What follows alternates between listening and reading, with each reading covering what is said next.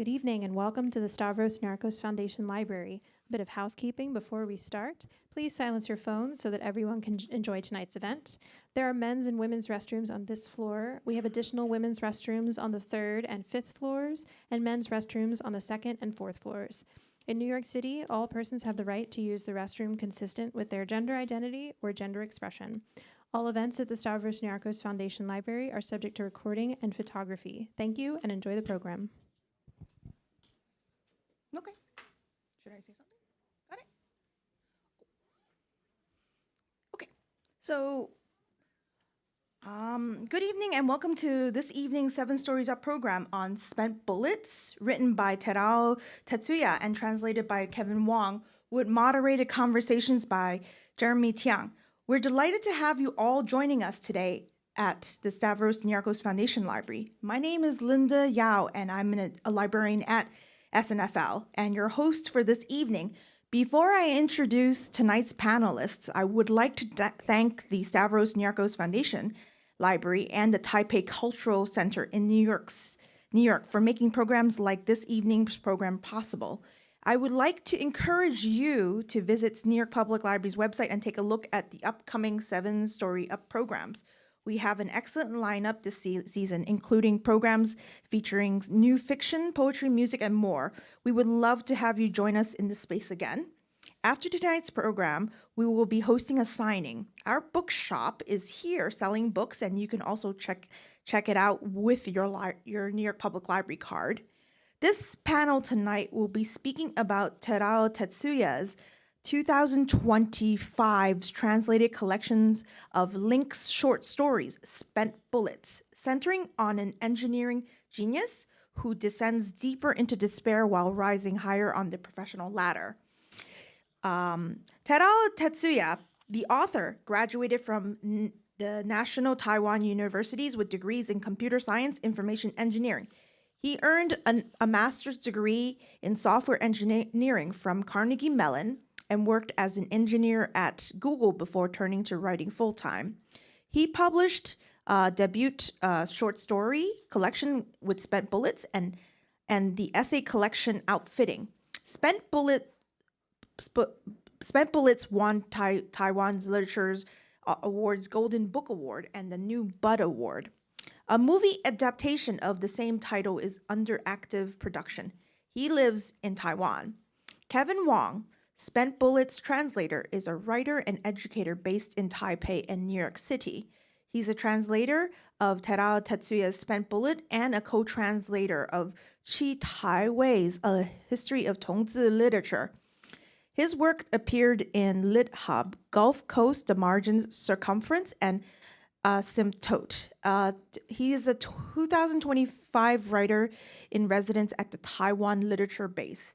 He has an MFA from Columbia University. Jeremy Tiang, tonight's moderator, is a novelist, playwright, and the translator of over 30 books from Chinese. His novel, State of Emergency, won the Singapore Literature Prize, and his play, Salesman's Jisi, won an Obia Award. Originally from Singapore, he now lives in Flushing, Queens. This program would begin with a reading, followed by a moderated conversation with Jeremy, and concluded with author's Q&A. This program will also be spoken partially in Mandarin with Terao Tetsuya, bilingual interpretation by Kevin Wang, and conversation will flow in English and Mandarin by Jeremy, Tiang, Tetsuya, and Wang. Without further ado, it is my pleasure to welcome tonight's presenters.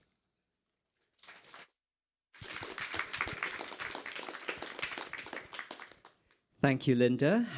Thanks so much to the Stavros Niarchos Foundation Library and the Taipei Cultural Center in New York for having us. And thanks to all of you for being here. It's tremendously exciting to celebrate Spent Bullets with Terao Tetsuya and Kevin Wang. And before we get into the reading, I'd just like to talk a bit about how this book came about in the first place. So Terao, as we've heard, your background is in software engineering. And you were, in fact, a software engineer at Google, and you were still working in tech when you started writing. So what was that process like? How did you first begin writing fiction? And what was it that made you transition out of tech and into writing full time? 好，我在2019年的时候开始写《Spence Bullets》这本书。那当时是先有短篇小说开始写起，那在一篇一篇的累积当中呢，到了2021年的时候，我大概已经完成了3篇。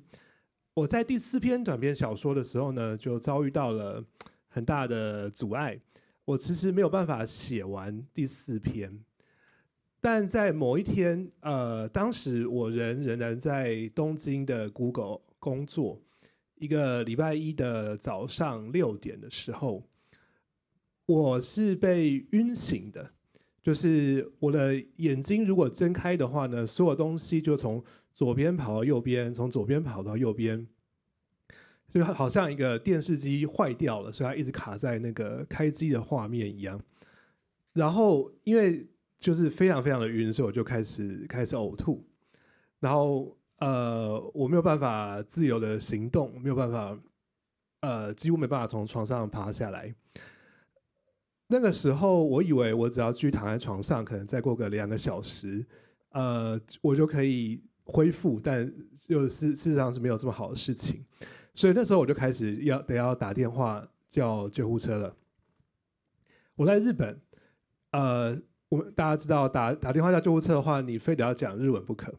但是呢，我那时候忘记了，头晕这个字日文要怎么说？这个是一个我的这个非常可怕的生命的教训，所以我就学会了头晕这个字，叫做めまい。我希望大家都可以学会这个字，免得有一天大家跟我一样。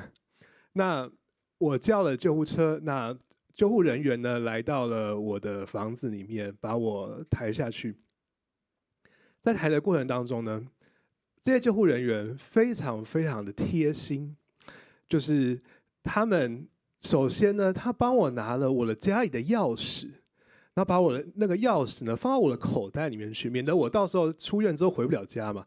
然后第二个非常贴心的事情是，他还帮我拿了我的手机，把我手机放到我的口袋里面去，免得我到医院以后我没办法跟我的家人联络。第3个那就真的是超级旷世无敌贴心的事情，他们竟然还记得把我的冷气给关掉，然后关掉冷气，然后才把我抬出那间房子，不然冷气就会开在那边，就是耗电。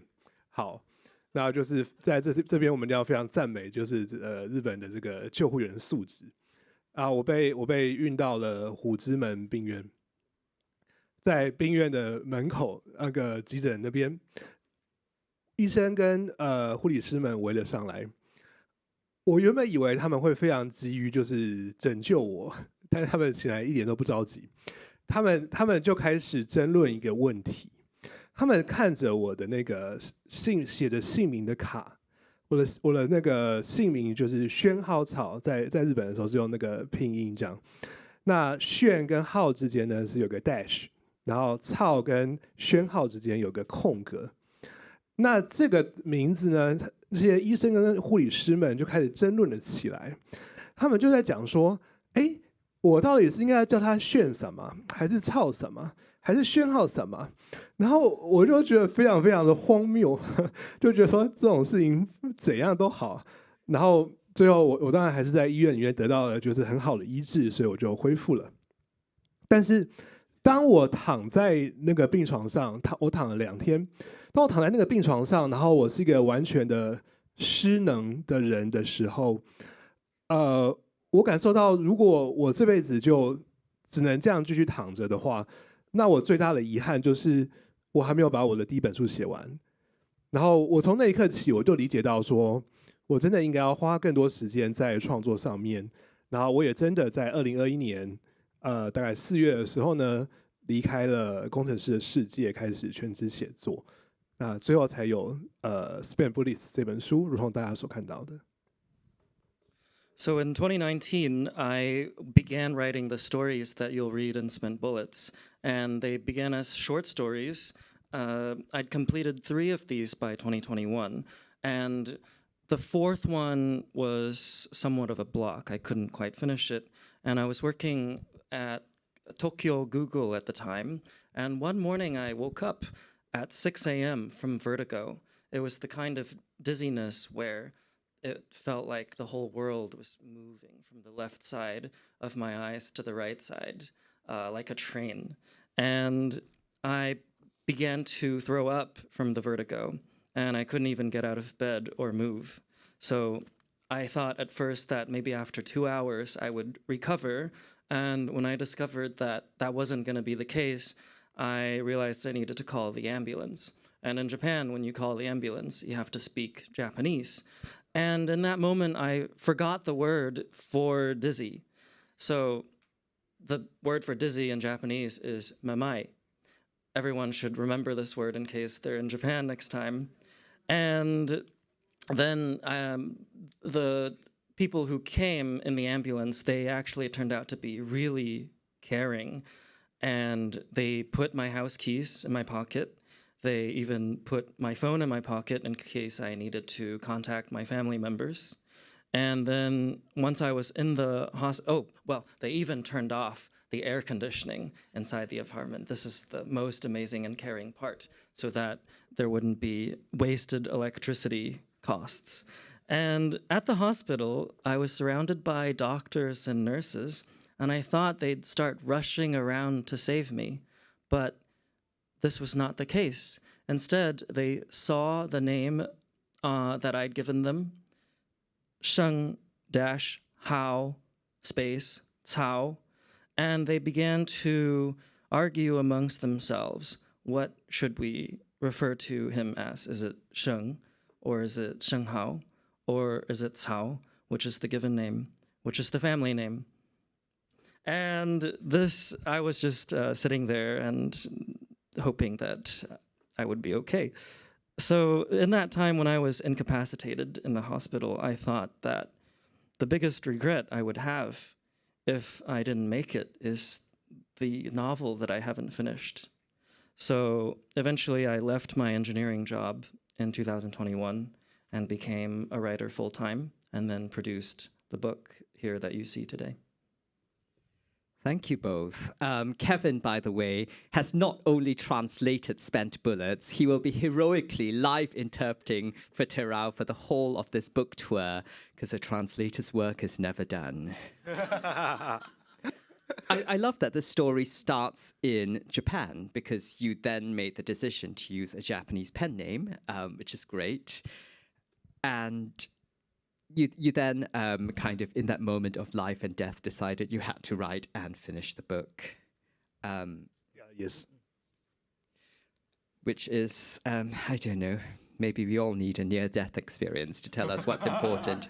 It's also great that you kind of left tech to write just in time to avoid the wave of AI. There's something very symbolic in that. No to AI, yes to human writing. So Kevin, you are Terao's translator and now interpreter, and I notice you're wearing the same shoes, which is amazing. I think more writer translator didn't realize it. It's great. This too is translation. Translators and authors should just dress the same, honestly, like that.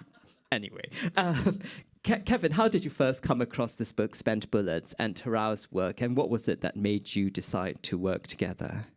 Well, I came to Taiwan in 2022, and I'd really wanted to translate a Taiwanese book. So I would go around to different bookstores and ask around what people were reading. I'd go to a lot of book talks, and at one of these talks, the publishers who were there realized that I was a translator, and they put the book into my hands and said, you really need to translate this one, or at least take a look at it. This is a story that we don't see very often. It's about how twisted geniuses are, and it's about the elites of society. So I decided to take it, and then I went next door to the National Taiwan University campus, and it was my first time on this campus, so I didn't know where to go or where there were seating areas. I just sat against a palm tree and started reading. And from page 1, I was suddenly startled into attention. It was the voice, and it was the characters. It takes place in a junior high school. And you think that, wow, this is going to be a bullying story. The first line goes that some people are born to be the main characters. So I thought maybe this would be like Mean Girls, Lindsay Lohan, and it's going to be a world of main characters and sidekicks. And then you see that the narrator is tricked by the popular boy into clapping and standing up in front of the whole class and essentially humiliating himself.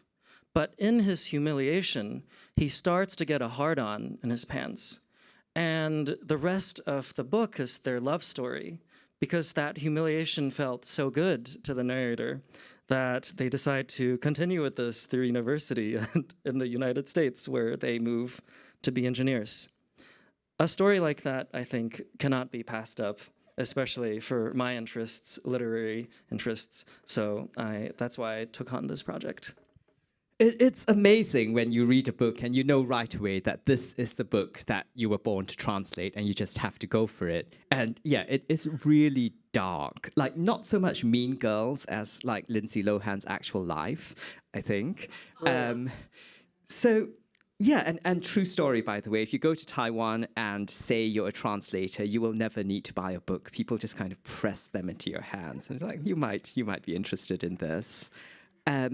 So Terao, Spent Bullets was your first book, a collection of short stories. And Kevin, this was your first full-length solo translation. So what was that like? Like, you were both each other's first times. What was that collaboration process like? How did you decide how to work together? Was it a close collaboration? Was it separate? Talk me through the process. 我跟 Kevin 在翻译的过程当中，就是合作的非常非常的紧密。基本上呢，他每翻完一篇小说之后，我都会从头到尾读一遍，然后给他一些意见，用 Google Doc 的 comment 的形式这样。那我们会在 comment 上面讨论，是否有更好的方式去翻译这些东西。那我们的讨论呢，有些时候是非常细部的，比如说像是在《洲际公路》这篇当中，有一个句子叫做“星星多的跟垃圾一样”。那当时这个句子呢，算是《洲际公路》这篇里面比较被人家所知道的句子吧，所以我还蛮在乎这句会被怎么翻译的。那 Kevin 就跟我提议说，这句如果直翻的话呢，是不会非常的漂亮的，在英文当中并不会非常漂亮，所以他就把它拆成2个小短句，变成 So many stars, the whole sky is a landfill。然后我觉得哇，真是有够美，然后这是在句子层面上面的翻译。那除此之外呢，我们也会在更高一点的层面讨论这个翻译的抉择。比如说，我有一篇短篇叫做“现在是一级纲”，现在是比一公。那这是一个台语的篇名。那这句台语来自岛屿天光这首歌，那是318台湾的一个非常非常重要的社会运动318学运的主题曲。那当台湾人听到现在是比起刚的时候，他们所有人都知道下一句是勇敢的台湾人，就是勇敢的台湾人。那这个就是当我写出现在是比一公的时候，就相当于是写出了勇敢的台湾人这样子。但是呢，这个事情是在英文里面是不会发生的啦。那就是这时候呢，就要看 Kevin 如何去抉择了这样子。那最后 Kevin 他决定的事情是呢，在我们小说的内文当中，我们就把这2句歌词写出来。这个是中文版当中没有的。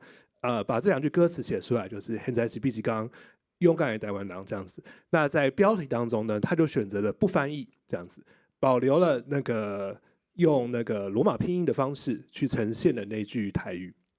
那 Kevin 也跟我讲说，有的时候呢，译者是会故意的去制造一些障碍给读者的，让他们要花一些力气，然后才能去获得某一个甜美的果实这样子的东西，这样子。那后来我就被他说服了，所以最后我们就用这样的方式来呈现。So from Siwei's perspective, this was a very close process in translation. And as soon as Kevin finished a draft, I would read over it and then in Google Docs, of course it's Google, give him some feedback in the comment section, and then we discuss how to translate certain phrases. And so here are 2 examples of phrases that we worked on particularly closely.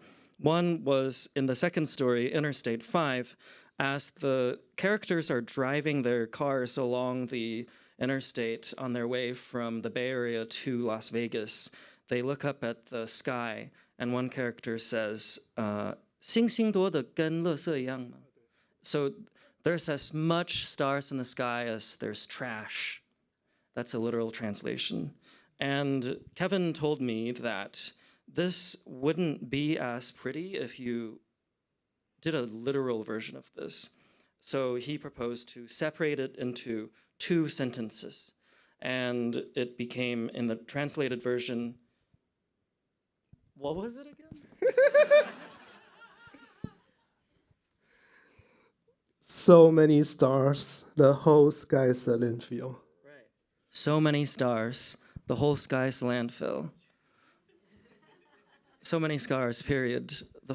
I thought of Coldplay for a sec too. Look at the stars. But that's not the vibe that is supposed to be happening in that moment. So that's one example. And this was a sentence in for the Taiwanese readers, it's like a golden sentence, the one they remember from the book. So in English, it also had to feel a bit elevated. And then another example is one of the chapters is about the characters are attending the sunflower movement protest, but it's a relay protest. So this is when university students occupied the legislature in Taiwan in 2014 to protest against the law that would have brought in free economic activity from China and possibly would be destroying the local economies. So they were, the anthem of this movement is a song called Tian Guang Dao Yu, Island Sunrise. And so the title of the chapter is a lyric from the song, 现在洗衣机缸, which literally, if you said those lyrics to a Taiwanese person, they would immediately think of the next line, which is brave people of Taiwan, 勇敢的台湾人. So the line literally means today is the day. If I translated it as today is the day, then the Taiwanese lyric would be lost. The Taiwanese Hokkien language is what many people in Taiwan speak, and it is associated with local protest movements for the past century. Like if you look at the democratization of Taiwan in the late 80s, people were using Taiwanese in a political way to signify the nativist identity. And so I decided I'm gonna just meld together translator mode and interpretation mode. I decided to translate this line as Romanized Taiwanese. So it creates an obstacle for the readers, but I think it's worth it as an obstacle because it first shows that Taiwanese Hokkien is a language in the world, in Taiwan, that you can learn more about. And also, in order to resolve the way that this lyric might be unintelligible, we put in another song lyric in here that's not in the Chinese original. And it is, today is the day, brave people of Taiwan, with the Taiwanese Hokkien, the Chinese script, followed by the English translation. I love that you're already completing each other's sentences. By the end of this book tour, you'll be in full mind meld. So having advertised how dark the book is, I think we should experience this for ourselves and have a bit of a reading. Terao, do you want to take us away, please?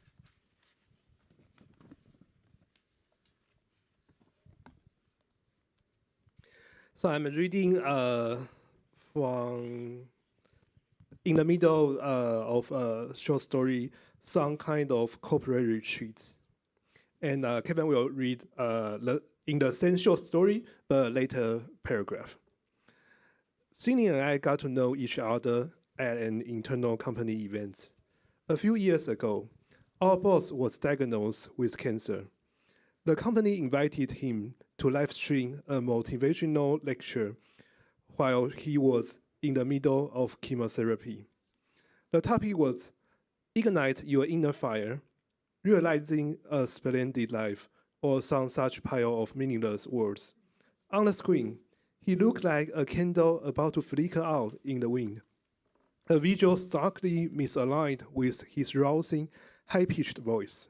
At times, he got so excited that he rattled the tubes stemming out from his arm. In the large conference room, Xinling happened to be the one sitting next to me. It's terrifying, she said. He's all alone. During break time, we ran into each other again by the snack station. Set against our boss's speech, the sight of tubes, machines, and his crumbling body created such a jarring dissonance that many of us had sunk into a collective whirlpool of melancholy. Xinling was no exception. She started to tell me about how, when she was getting her master's at Cornell, she thought she was going to die every time she caught a cold. While a blizzard raged out the window at 20 degrees below, she was lying in bed with a high fever, her limbs soft and weak and aching, with not even the strength to crawl to the bathroom. She would pray to all the gods and Buddhas in the sky, repenting for all the wrongs she had done.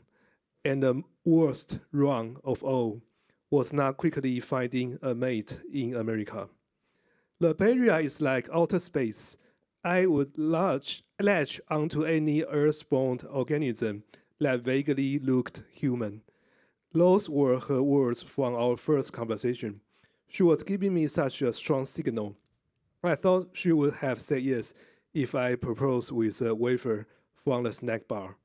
I remembered reading in a magazine about cabin fever, a phenomenon common in high-altitude area during harsh winters. When forced to stay in the same small indoor space for an extended period, people will develop abnormally intense feelings toward each other, such as disdain, jealousy, hatred, or irrational love.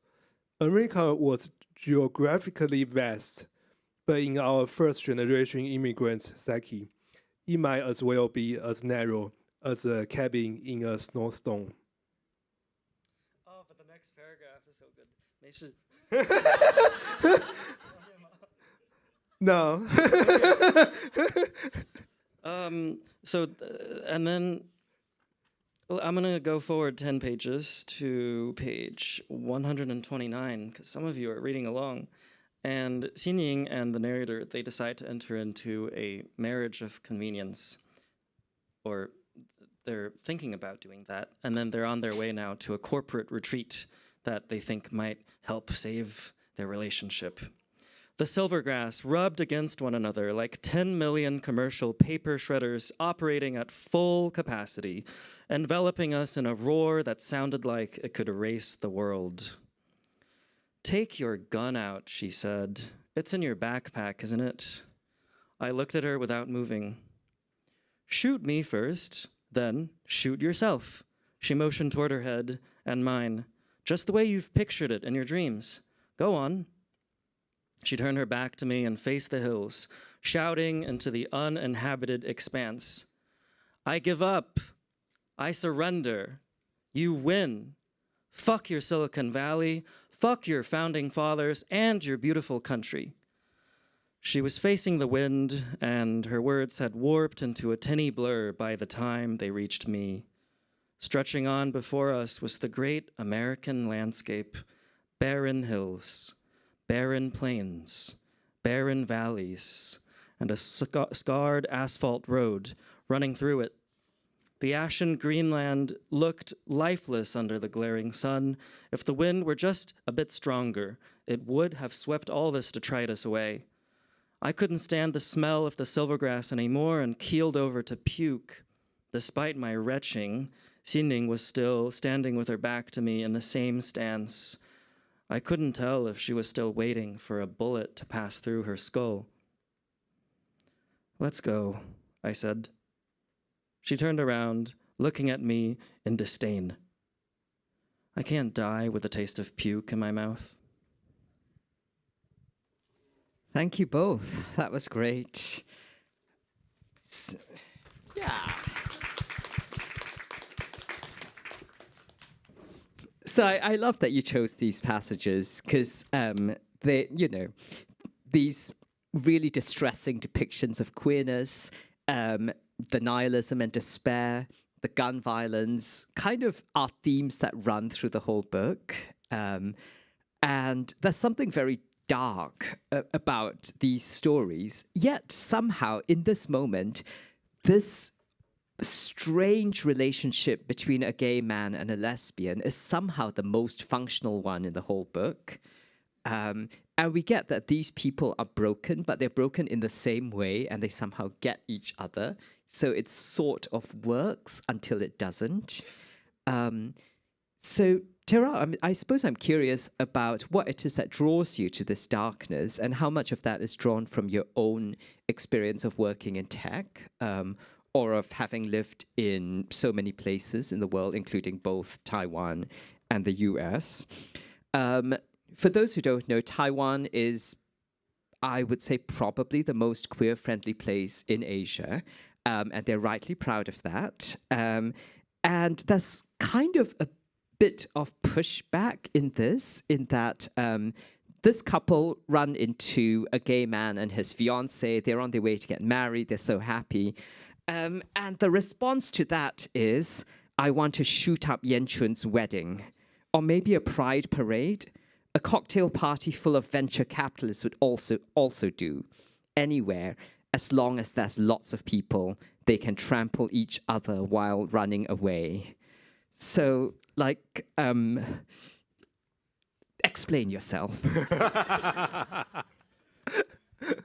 好，我非常喜欢 Jeremy 刚才说的，就是这个小说当中的男女主角刚好是一位男同志跟一位女同志，那他们是完全不可能在一起，然后有这个浪漫的关系的，但是他们偏偏呢就是生在湾区这样子一个地方，然后他们就假性地在一起了这样子。那他们当然就是对彼此并没有任何的欲望，但是呢，成为了一种好像两个受伤了之后，然后就是互相扶持的关系。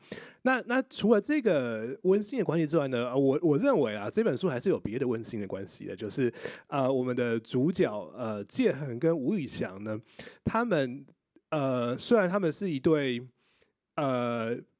BDSM 当中的主和奴，但是他们非常的相知相惜这样子。那最后呢，吴宇翔也用了就是Jie-Heng他最渴望的方式呢，去怀念他，去凭吊他这样子。那在我认为吴宇翔跟明亨的关系呢，他也是非常的温馨的，就是虽然他们共同经历了这么多的苦难，但是他们就是最了解彼此的人，所以他们吴宇翔跟明亨就是陪伴着彼此，开过了那个漫长的 Interstate 5。那去凭吊他们的重要的年少时的友人，然后那我接下来想讲的是，那这些书中非常的着重于描写的虚无感是从何而来的呢？我认为啊，就是这个虚无感的来源呢，恰恰就是当初我们在从小到大的求学或者是工作的过程当中呢，有多努力，然后有多么的认为意志力可以战胜一切。那当我们达到了成就之后呢，它就会有多么的空虚。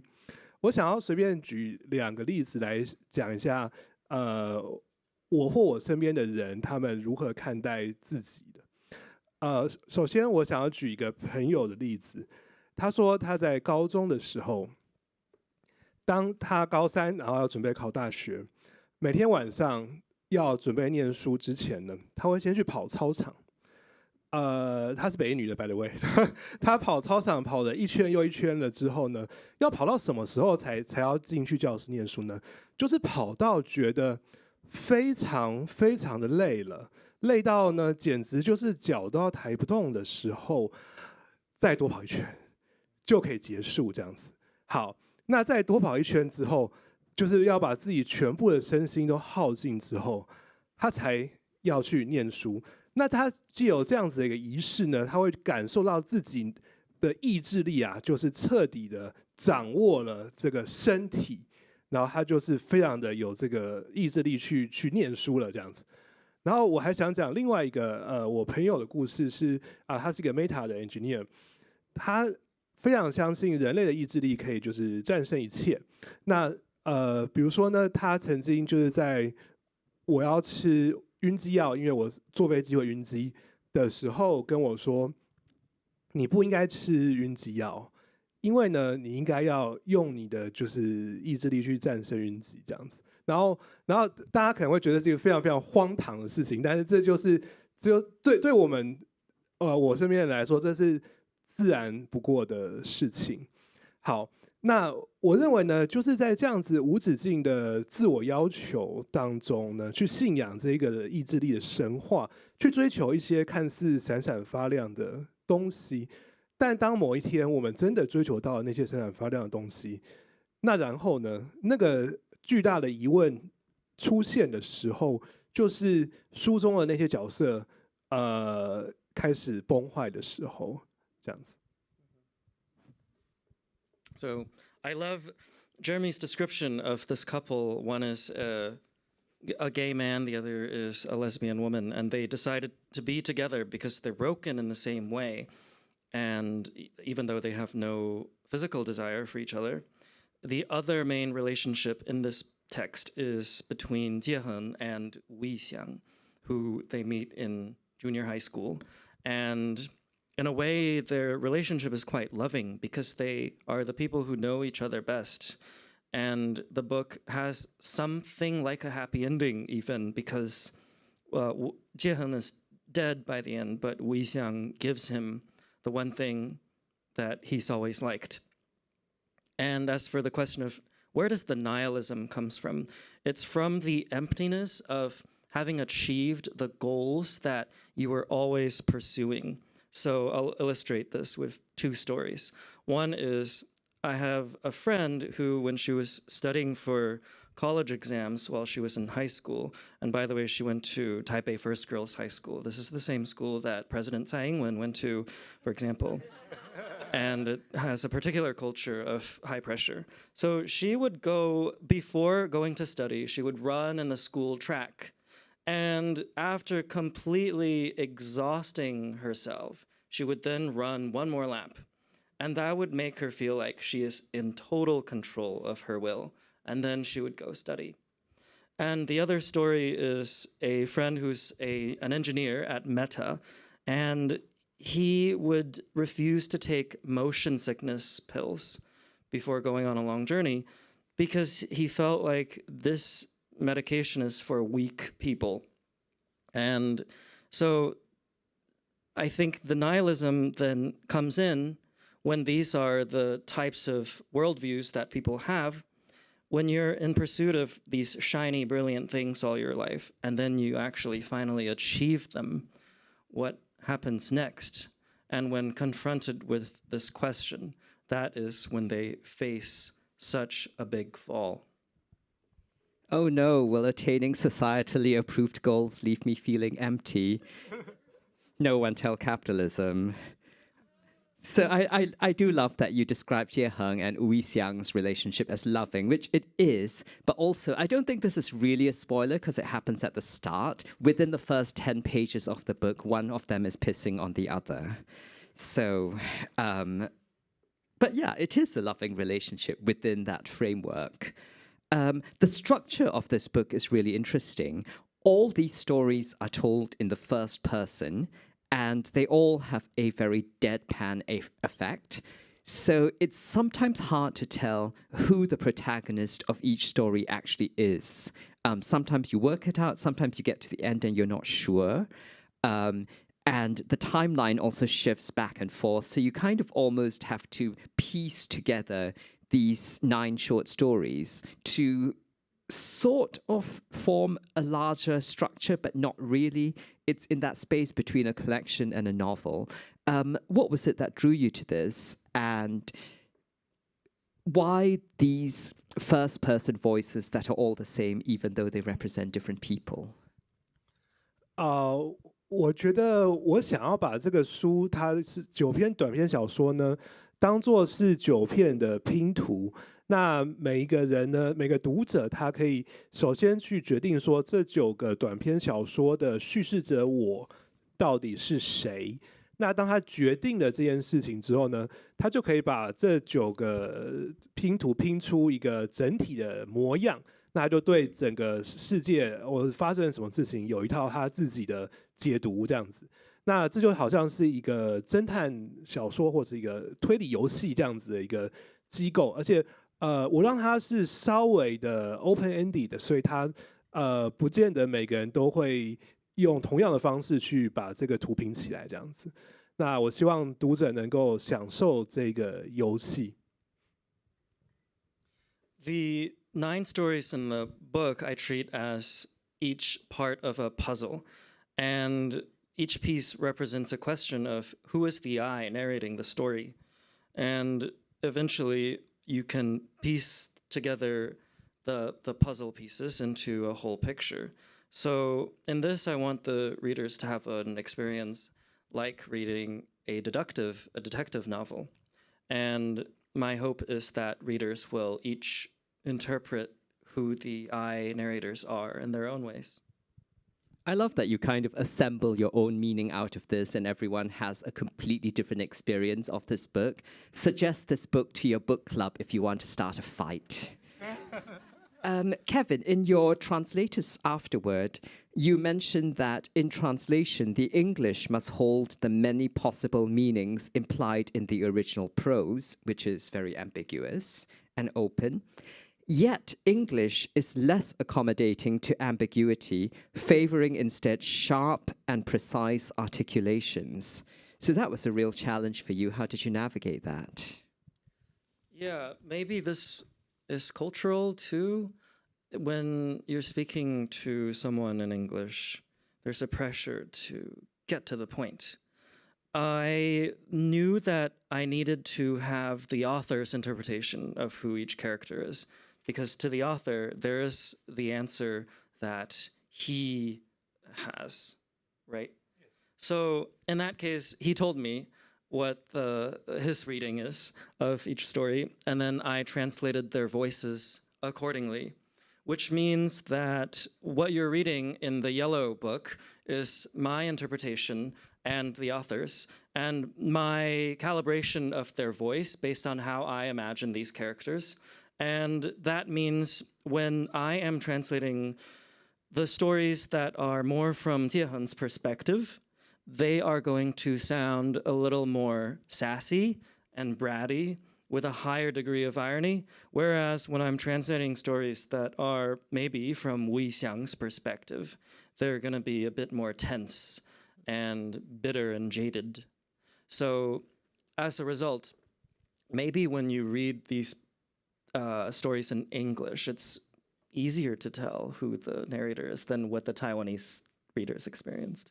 I like that you got an answer key and the rest of us have to figure it out. We'll go to audience questions in a minute, so please start formulating your questions. But before that, I'd love to know what the two of you are doing next, either together or separately, and particularly if you are working on Terao's essay collection, Overfitting or 努力饰演, which translates literally as striving is an addiction.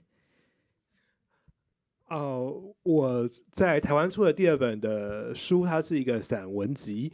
那 Kevin 已经翻译完成了这样子。那但是因为散文集它的特性的关系，所以可能就比较没有机会可以获得外译这样。那我个人也在写我第3本书，它是一个中篇小说，它会是一个启蒙小说这样子。我希望可以在今年年底之前把它写完。My second book is the essay collection that Jeremy mentioned, and Kevin already has translated the full manuscript, though essay collections are harder to pitch, but we hope for the best in this case. And then the third book I am working on right now is going to be a coming-of-age novel. And then as for me, I've translated a comic book called Mobu's Diary, and it's coming out next month. It's about a cat who works at a cat cafe, and the cat is wants to earn her own cans of cat food. She doesn't want to be spoiled by her owner anymore. So she goes to the cat cafe and finds that her shy personality gets in the way of her being active and nuzzling up against the customers. But slowly she breaks out of her shell. And I have maybe 1 or 2 graphic novels from Taiwan that I translate every year. Taiwanese comic books are some of the most exciting and innovative graphic novel writing that I've seen. Also picture books, children's books. So I'm really excited about that genre. Well, I, for one, am pre-ordering the Cat Cafe book immediately. Say the title again? Mobu's Diary. Everyone get on it. Right, do we have any audience questions? Okay, while you continue to think, Terao, I am interested in the film adaptation of Spent Bullets. Could you say a little about that? 目前《子弹是余生》的电影改编呢，已经到了进入选角这个阶段，这样。那我们编剧大致上完成了。那选角的过程，我们也决定了这个男主角。那吴以翔已经决定了，然后非常开心。然后Jie-Heng的部分，就我们现在正在努力当中。So far, the film has completed the screenplay stage, and it is in the casting stage. We have found the right male lead for the character of Wu Yixiang, and we're very happy about the decision. So the next step is casting Jie-Heng. Cool. Well, I was going to say I look forward to seeing that, but actually I'm a bit scared. Good. But no, yes, I think that's appropriate. Space for questions? Yes, we have one at the back. Hi, I'm curious because a couple of you throughout the talk have talked about how love was an ongoing important factor of how you were creating the characters of the book and maybe moving throughout the plot. And so I was just wondering if there were any big other feelings that you were trying to draw from or evoke as you were writing. You know, there is definitely, I think Jeremy talked about aggression, and maybe there's even some elements that I maybe took away of resentment. But I'm curious if both of you, in writing and translating, were intentionally trying to pull on and evoke any particular feelings or emotions.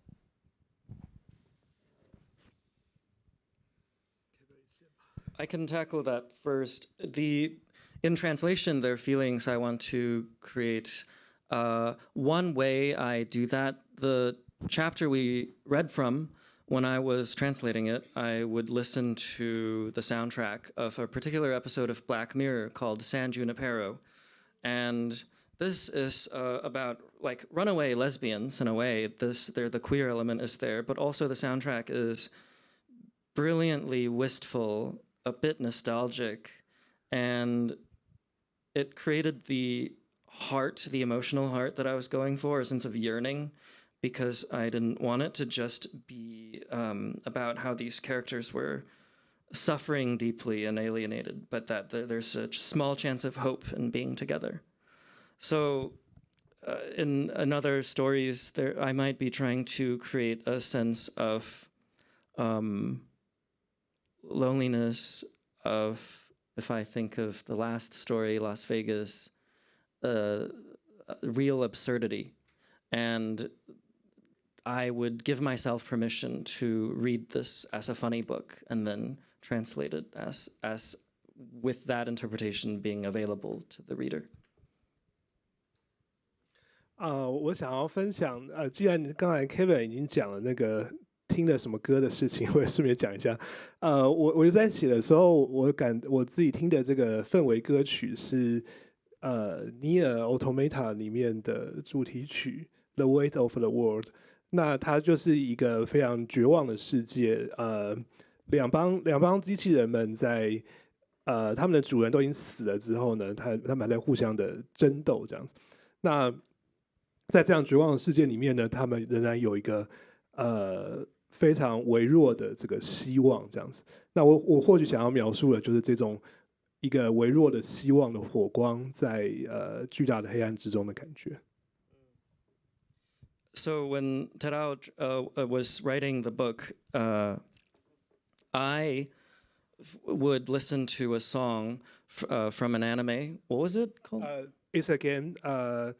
Nier Automata. Okay, so the main theme of this game is called The Weight of the World, and in the game, two robots are still fighting against each other, even when their owners have died.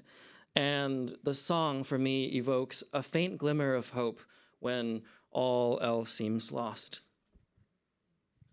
Of course, this was soundtrack to a video game about robots. It all makes sense now. I get it. Yes. I think we've got time for a couple more questions. Yes. Yeah. Oh, so Yeah, we have one back here. Yeah, so I have a question about the process to forming all these characters. So there are a lot of possibilities. You can decide what they thinking of, what their identity is, what they would like to do. How did you determine what they would like to do and why, and how did you determine all of them?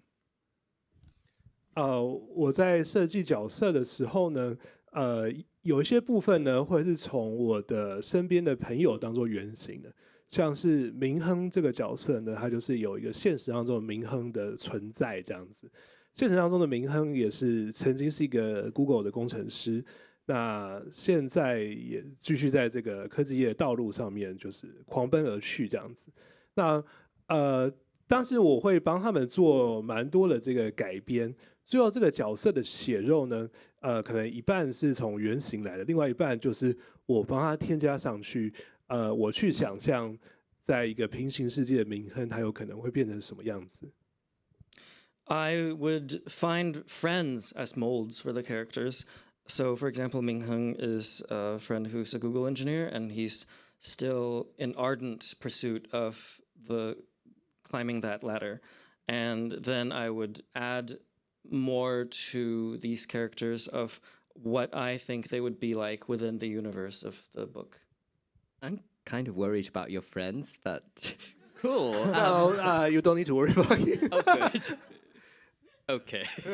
That was one question down here. Okay.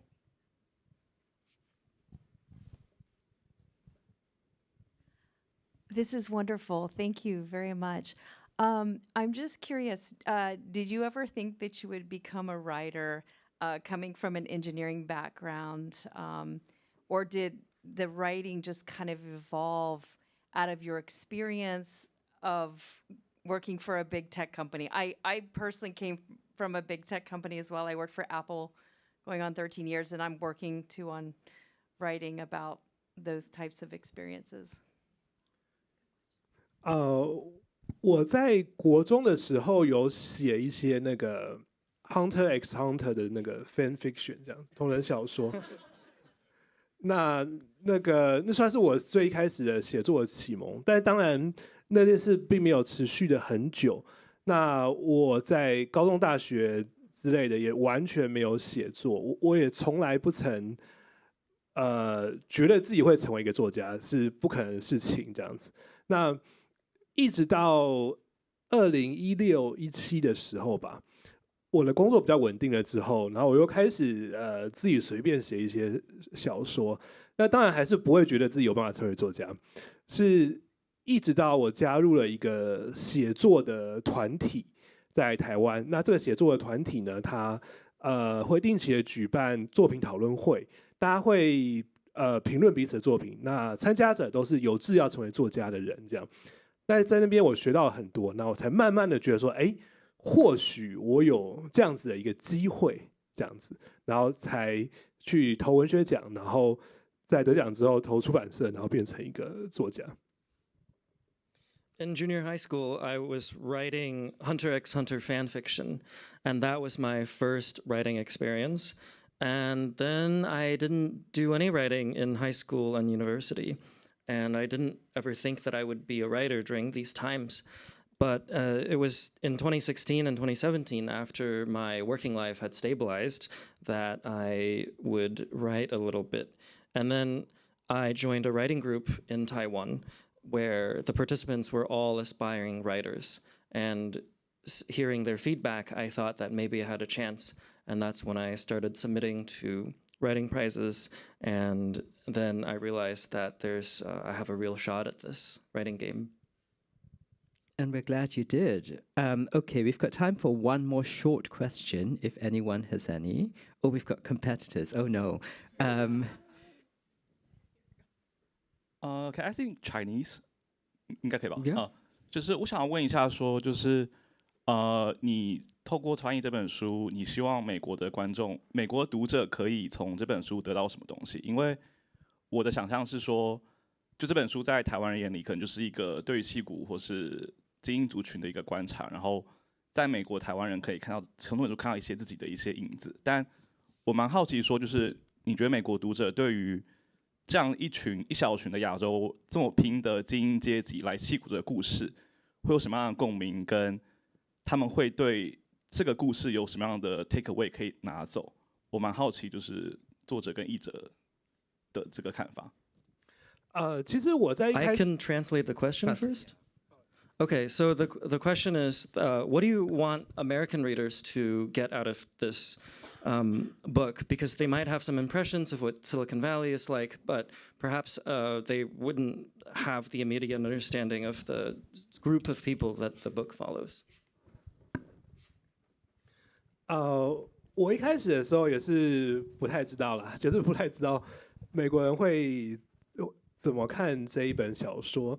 那我在去年的时候去参加了这个多伦多的作家节，就是有幸跟那个 Jeremy 一起，然后那个时候透过了一些活动跟一些读者们的 feedback， 我开始抓到那个感觉了，就是其实他们的看法会是说，美国的这个帝国是怎样子去压榨从台湾来的这些脑力劳工，这样子，就是这些脑力，就是台湾的脑力精英们，就是被当做一个劳动力的输入，然后到美国这边来，使得美国的科技业可以繁荣发展。但是显然这本书就是描述他们过得不好嘛，所以他们就会觉得说，这就是在描写这个美国的这种帝国以及资本主义。如何去使得世界更悲惨的一个书啦，对。So at first I didn't know how readers here would react, but when I attended the Toronto International Festival of Writers last year, I heard one reader express how this book seems to be about how the American empire would exploit the brains of Taiwan to assist in the development of the American economy. And this was one reading that I got. And on that note, I think we now have to leave American and other readers to manufacture their own meaning from the book, which fortuitously is on sale outside. This amazing yellow object could be yours. And if you haven't noticed, that's meant to be a really disturbing smiley on the book cover. Kevin and Terao will be outside signing books. So if you didn't get your question in earlier, you can hold up the signing queue and ask it in person. Thank you so much to the Stavros Niarchos Foundation Library and the Taipei Cultural Center in New York for organizing this event. Thank you, Terao and Kevin, for sharing this with us. And thank you all for being here. Thank you. Thank you.